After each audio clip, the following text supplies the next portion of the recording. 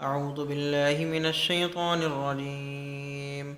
بسم الله الرحمن الرحيم.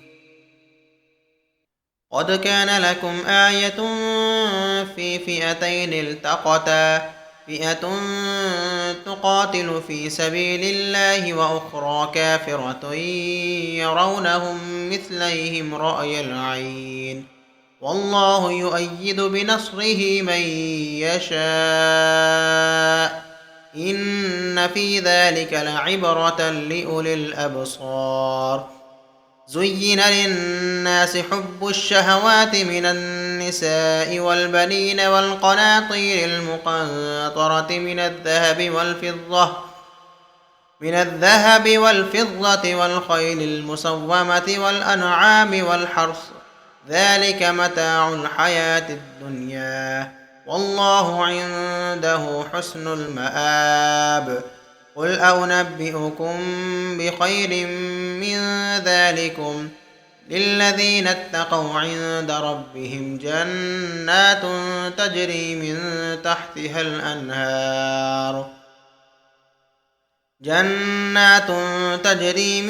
تحتها الأنهار خالدين فيها، وأزواج مطهرة ورضوان من الله، والله بصير بالعباد.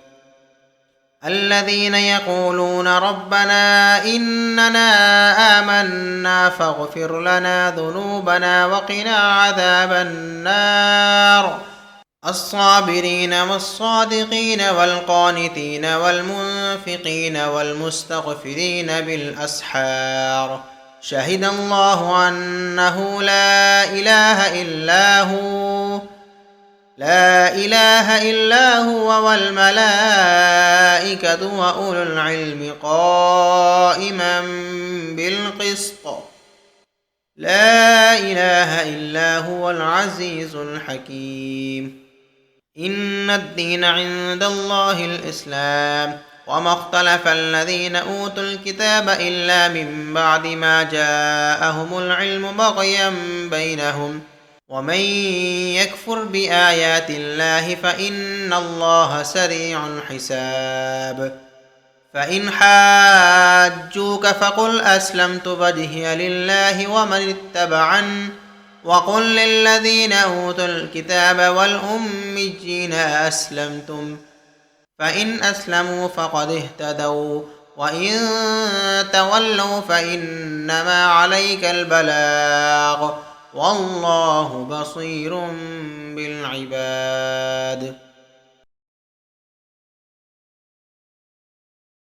शुरू अल्लाह के नाम से जो बड़ा मेहरबान नहायत रहम वाला है।